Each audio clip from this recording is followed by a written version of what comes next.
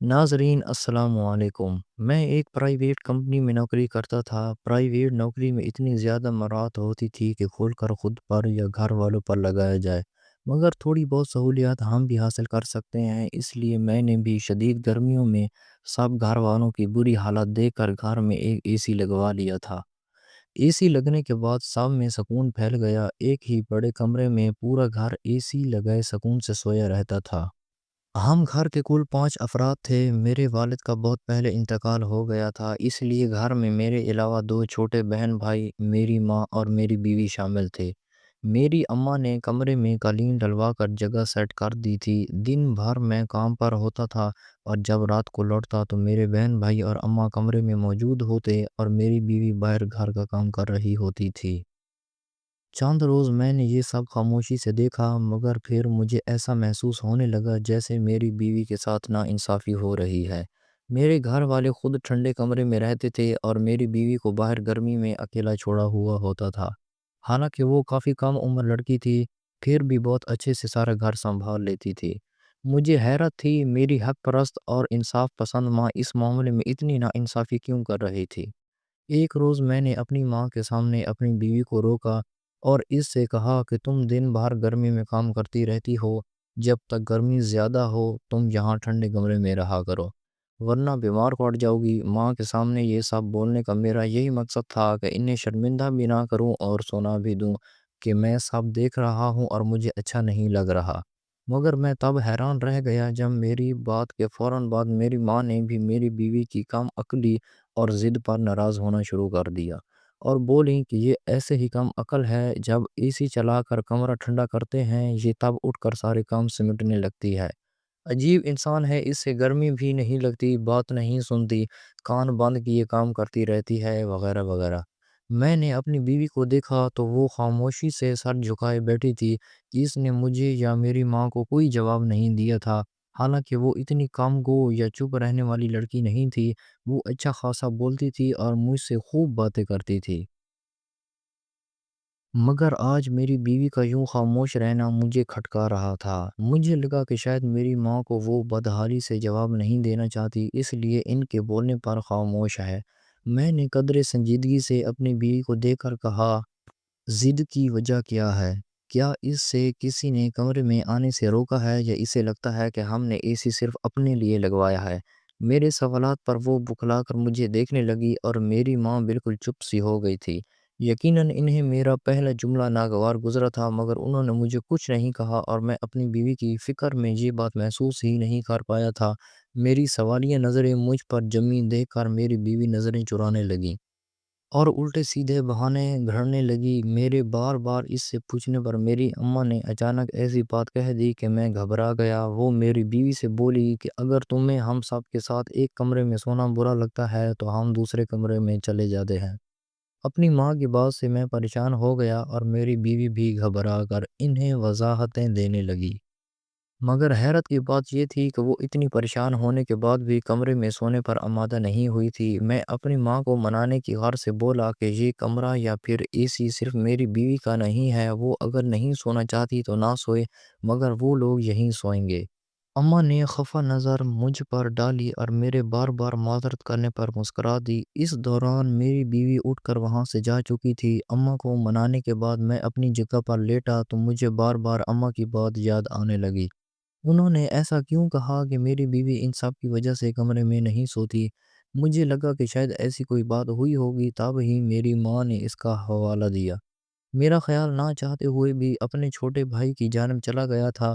میرا بھائی بھی جوان لڑکا تھا، شاید میرے بھائی کی وجہ سے کمرے میں سونا مناسب نہیں سمجھتی تھی۔ میں فکر مند ہونے لگا، میں دوسرا اے سی یا اتنا زیادہ بل نہیں دے سکتا تھا کہ بیوی کو اپنے کمرے میں دوسرا اے سی لگوا دیتا۔ میں پریشان سا اپنی بیوی کو روٹھنے دیکھ رہا تھا۔ مجھے یہ دیکھ کر حیرت ہوئی تھی کہ میری بیوی اور میرے بھائی کی آپس میں کافی دوستی تھی، ان کا ہنسی مذاق بھی چلتا تھا اور میرا بھائی اکثر میری بہن سے لڑ جھگڑتا تھا۔ گیلری کی طرف جاتا مجھے اکثر دوسرے کمرے سے عجیب عجیب سی آوازیں آتی تھی۔ میں پہلے تو ان آوازوں پر غور کرنے کی کوشش کرتا، مگر پھر آفس میں مصروفیات بڑھنے کی وجہ سے میں گھر میں کام ٹکتا تھا اور یوں میرا دھیان ان باتوں سے ہٹ گیا۔ ایک روز میں رات کو دیر سے گھر آیا اور سیدھا اسی مشترکہ کمرے میں پہنچا۔ میری بیوی حسب معمول وہاں موجود نہیں تھی اور میرا بھائی بھی کمرے سے غائب تھا۔ میں نے کچھ دیر کمرے میں لیٹ کر ریسٹ کیا، پھر چائے کی شدید طلب ہونے پر اٹھ بیٹھا۔ میری ماں گہری نیند میں تھی، اس لیے انہیں اٹھانا میں نے مناسب نہیں سمجھا تھا۔ میں کمرے سے نکل کر دوسرے کمرے کی طرف بڑھتا اپنی بیوی کو چائے کا کہہ سکوں، تب ہی مجھے کچن میں کھٹ پٹ سی محسوس ہوئی۔ شاید میری بیوی اب بھی کچن میں کام کر رہی تھی۔ میں کچن کی طرف بڑھا تو وہاں سے ہلکی ہلکی باتوں کی آوازیں آنے لگیں۔ میں نے حیرت سے آگے بڑھ کر کچن میں جھانکا تو سامنے کا منظر دیکھ کر مجھے جھٹکا لگا تھا۔ سامنے میری بیوی اور میرا بھائی موجود تھے۔ میری بیوی مجھے دیکھ کر بری طرح گھبرا گئی اور جلدی سے اپنی بھیکھی آنکھیں صاف کرنے لگی۔ میرا بھائی کیتلی سے گرم گرم سبز چائے نکال کر کپ میں ڈالنے لگا، پھر اپنا ایک کپ اٹھا کر کچن سے نکل گیا۔ میری بیوی مجھ سے پوچھنے لگی کہ اگر میں سبز چائے پینا چاہتا ہوں تو دوسرا کپ میں لے لوں۔ اس کی آواز میں بھی بھاری پن پیدا ہو رہا تھا۔ میں نے نفی میں سر ہلایا اور آگے بڑھ کر اپنے لیے خود چائے بنانے لگا۔ میری بیوی خاموشی سے ایک طرف بیٹھ کر سبز چائے پینے لگی اور میں سوچ میں گم کھڑا تھا۔ میں اس سے پوچھنا چاہتا تھا کہ وہ رات کے اس پیر اگر میرے بھائی کے ساتھ کچن میں اکیلے کھڑی ہو سکتی ہے تو پھر ایک کمرے میں سونے میں کیا بات تھی، مگر میں اس سے فی الحال کوئی بات نہیں کر سکا۔ میں تھکا ہوا تھا۔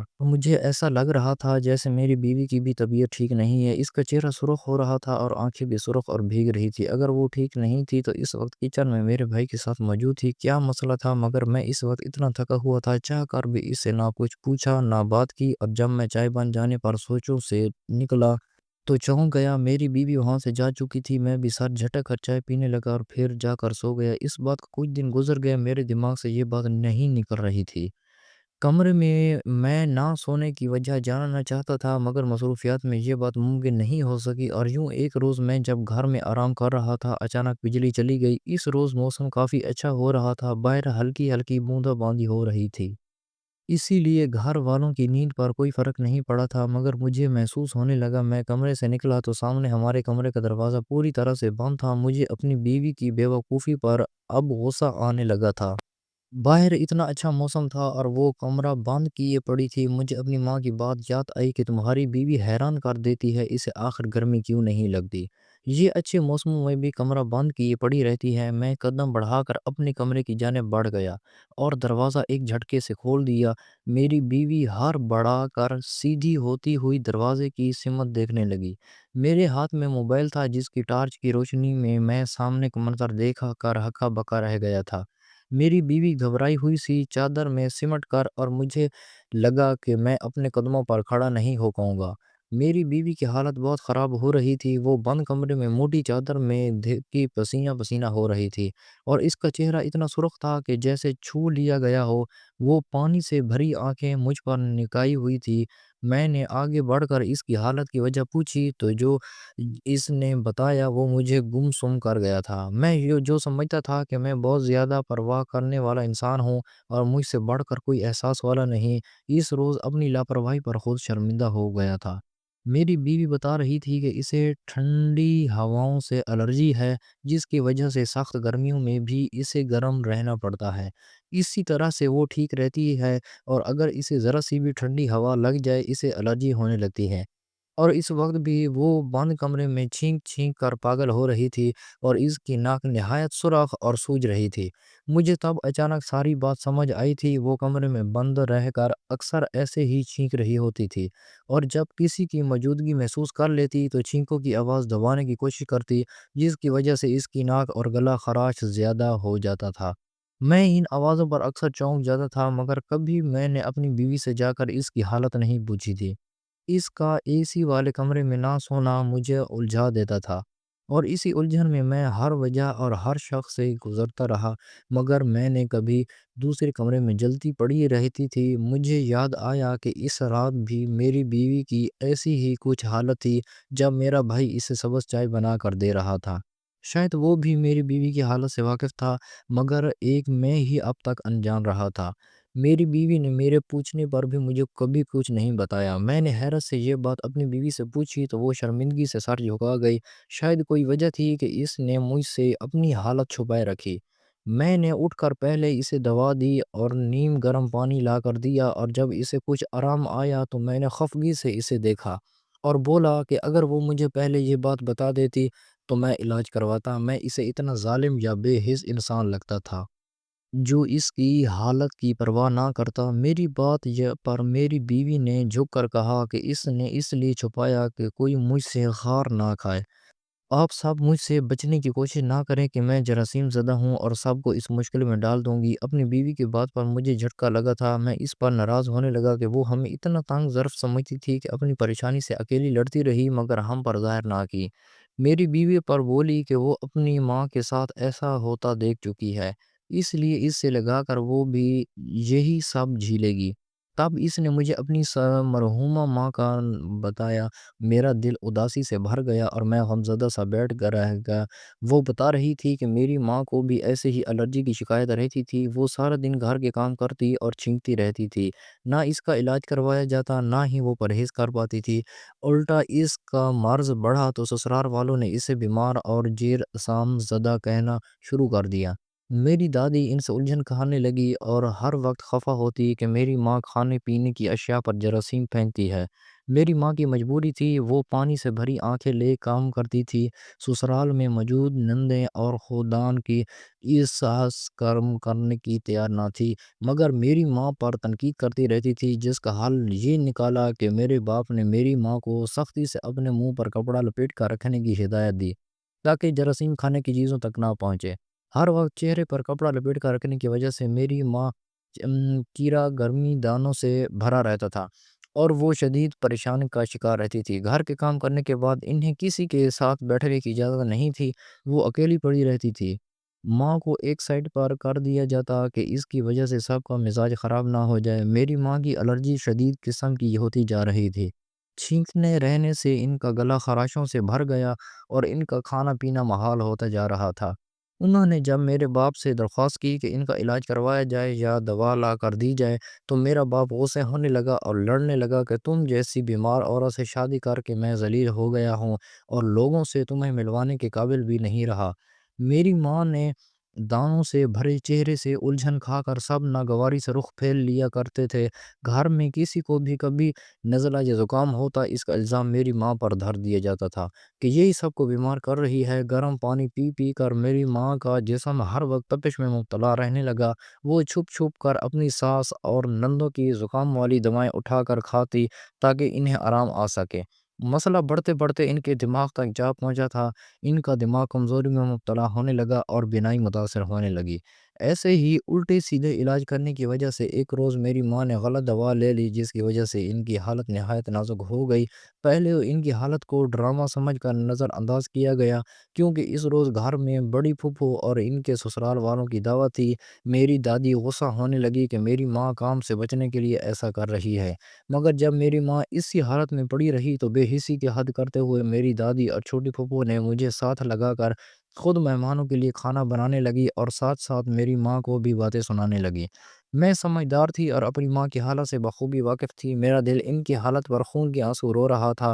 مجھے بھی اپنی ماں کی طرف کبھی کبھی الرجی کی شکایت ہو جاتی تھی مگر مجھے ہر بار دادی دوا دے کر ٹھیک کر دیتی۔ میں وہ دوا کھوج کھوج کر تھک جاتی مگر مجھے کچھ سمجھ نہ آتی تھی کہ آخر وہ کون سی دوا تھی جس سے میری دادی میرا علاج کرتی تھی۔ میں وہ دوا جان کر اپنی ماں کا علاج کرنا چاہتی تھی مگر میں ناکام رہی۔ اس روز میں مہمان آئے تو پورا گھر میں مہمانوں کے ساتھ لگا ہنستا کھول کھلاتا رہا اور میں اپنی ماں کے پاس بیٹھی روتی رہی تھی کیونکہ میری ماں باپ بالکل بے ہوش ہو چکی تھی۔ میرے باپ کا کام سے لوٹا تو کافی دیر ہو چکی تھی۔ میں نے اپنے باپ کی منتیں کرتے ہوئے ان کے سامنے ہاتھ جوڑ لیے کہ میری ماں کا علاج کروائیں تاکہ وہ بچ جائیں۔ مجھے خوف تھا میری ماں کو کچھ ہو نہ جائے۔ میری دادی مجھے تسلیاں دیتی، یہی بولتی رہی کہ میری ماں نے ڈرامہ کیا ہے، وہ جب آئے گی تو بالکل ٹھیک ہوگی۔ وہ مجھے کھانا کھانے کے لیے آمادہ کر رہی تھی مگر میرے حلق سے نوالا نہیں اتر رہا تھا۔ میں جانتی تھی میری اماں کام سے بچنے کے ڈرامے نہیں کرتی تھی، وہ اتنی مشکل کا شکار ہی تب بھی آنسو بھری آنکھوں کے ساتھ کام کرتی رہتی تھی۔ اور جب میں اپنی دادی اور پھوپھو پر غصہ ہونے لگی تو میری ماں مسکرا کر مجھے کہتی تھی کہ سسرال والے ایسے ہی ہوتے ہیں، ساس اگر ماں بن جائے تو پھر اسے ساس کون مانے گا۔ یہ بات مجھے سسرال نامی گھرانے سے بہت ڈراتی تھی۔ میں سارا وقت ڈرتی رہی اور میرا خوف سچ ثابت ہوا۔ میرا باپ جب واپس لوٹا تو ساتھ ایمبولینس میں میری ماں کی لاش تھی۔ وہ اپنی ایک عام سی الرجی سے لڑ لڑ کر مر چکی تھی۔ میری چیخوں سے پورا گھر گونج اٹھا تھا۔ میری دادی اور پھوپھیاں پہلی بار چپ سی ہو گئی تھی۔ میں تڑپ تڑپ کر چیخ رہی تھی۔ مجھے اپنی ماں کی موت سے زیادہ اس بات کا غم تھا کہ وہ صرف ایک بیماری کی وجہ سے ساری عمر ذلیل ہوئی۔ اس کی قدر نہیں کی گئی اور وہ تب ہسپتال پہنچی جب مر چکی تھی۔ میرا باپ سامنے آیا تو میں نے ان کا گریبان پکڑ لیا۔ میں نے چیخ کر کہا کہ وہ ساری زندگی میری ماں کو تنگ ہوتا دیکھتے رہے اور ان کے بنائے کھانے کھاتے رہے، مگر کبھی علاج کی کوشش نہیں کی۔ میں سوال کر رہی تھی کہ ماں بہنوں کا خیال رکھنے والے مرد اپنی بیویوں کے لیے ایسے پتھر دل کیوں ہو جاتے ہیں؟ کیا بیوی انسان نہیں ہوتی، یا پھر وہ خیر غلام یا بے جان گڑیا ہوتی ہے جس سے بدترین حال میں رکھ کر صرف اپنا کام نکلوایا جاتا ہے؟ میں نے مہمانوں کا لحاظ بھی نہیں کیا۔ ماں کی ایسی موت نے میری آواز چھین لیے تھے۔ میرے الفاظ پر لوگ متوجہ ہونے لگے تو میری دادی اور پھوپھی کھینچ کر مجھے ایک کمرے میں لے گئی اور سب سے کہنے لگی کہ ماں کی موت نے مجھے پاگل کر دیا ہے، اور یہی سچ تھا، میں پاگل ہو چکی تھی۔ ماں کے جنازے اور کل 40ویں کے بعد بھی میں ہر وقت ایسی باتیں کرتی اور چیختی چلاتی تھی۔ پھر رفتہ رفتہ میرے غم نے گم سا کر دیا تھا۔ میں ایک کونے میں چپ چاپ بیٹھی رہتی تھی۔ میری الرجی بھی اب بڑھتی جا رہی تھی۔ میرے باپ نے پریشانی سے میرا علاج کروانے کی کوشش کی تو میں نے صاف انکار کر دیا اور ان سے بولی کہ میں اپنی ماں جیسی زندگی گزارنا چاہتی ہوں تاکہ انہیں احساس ہو کہ بیٹیوں پر گزرے تو کیسا لگتا ہے۔ میرے گھر والے میری ضد اور پاگل پن سے تنگ آ گئے تھے اور پہلی فرصت میں اچھا سا رشتہ ڈھونڈ کر کم عمری میں ہی مجھے بیاہ دیا۔ میرا باپ جب میں اکثر میکے جاؤں تو فکر سے سوال کرتا ہے کہ سب میرا خیال رکھتے ہیں یا نہیں۔ شادی کے بعد میری سوچ اپنی ماں والی تھی کہ سسرال برا ہوتا ہے، مگر یہاں جب ساس نے ماں جیسا پیار دیا اور نند بہن کی طرح باتیں کرتی اور خیال رکھتی، دیور بھائیوں کی طرح فکر ظاہر کرتا، تو میری سوچ بدلنے لگی۔ میرا نصیب ماں سے بھی مجھے خوف تھا کہ شاید سب اس لیے اچھے ہیں میری الرجی کے بارے میں نہیں جانتے۔ مجھے ڈر لگتا تھا کہ اگر میری الرجی کی بات کھلی تو میری ماں کی طرح مجھے بھی سب سے الگ تھلگ کر دیا جائے گا۔ میری بیوی اپنی دو دسنا کرم افسردگی سے سر جھکا گئی تھی۔ میری آنکھیں اپنی احساس کے حال پر ننگ ہو گئی۔ مجھے اپنے گھر والوں پر فخر ہونے لگا۔ میرے بھائی کو جب میری بیوی کی حالت کا پتہ چلا تو وہ اس کا خیال رکھنے لگا تھا اور دوا بھی لا کر دیتا، اور میری بیوی کے خوف پر اس نے ہم سب کے سامنے کوئی بات نہیں کی تھی۔ میں اپنی بیوی کو ڈاکٹر کے پاس لے گیا۔ میری ماں اور بہن کو پتہ چلا تو وہ بھی میری بیوی کا خیال رکھنے لگے اور پہلے سے بڑھ کر توجہ دینے لگے۔ ٹھنڈی ہواؤں کے چلتے ہی میری ماں کو پہلی فکر میری بیوی کی ہونے لگتی تھی۔ مجھے خوشی تھی کہ ہم بیماری کو جرم نہیں سمجھتے۔ اپنے ارد گرد ایسے بہت سے لوگ ملتے ہیں جو اندر ہی اندر سہنے کے عادی ہوتے ہیں، چاہے روئے ہو یا تکلیف، وہ کسی کو خبر نہیں ہونے دیتے، اور خبر ہو جائے تو ان پر زندگی تنگ کر دی جاتی ہے۔ میری درخواست ہے خدا را اپنوں کی تکلیف سے بچائیں اور ان کا خیال رکھیں، ان کی بیماری کو ان کا جرم نہ بنائیں، وہ تو پہلے ہی تکلیف سے گزر رہے ہوتے ہیں، اس پر ہمارے رویے انہیں بھی موت مار دیتے ہیں۔ تو دوستو، یہ تھی آج کی کہانی۔ اگر اچھی لگی ہو تو ہمارے چینل کو سبسکرائب کر دیں اور ویڈیو کو لائک لازمی کریں۔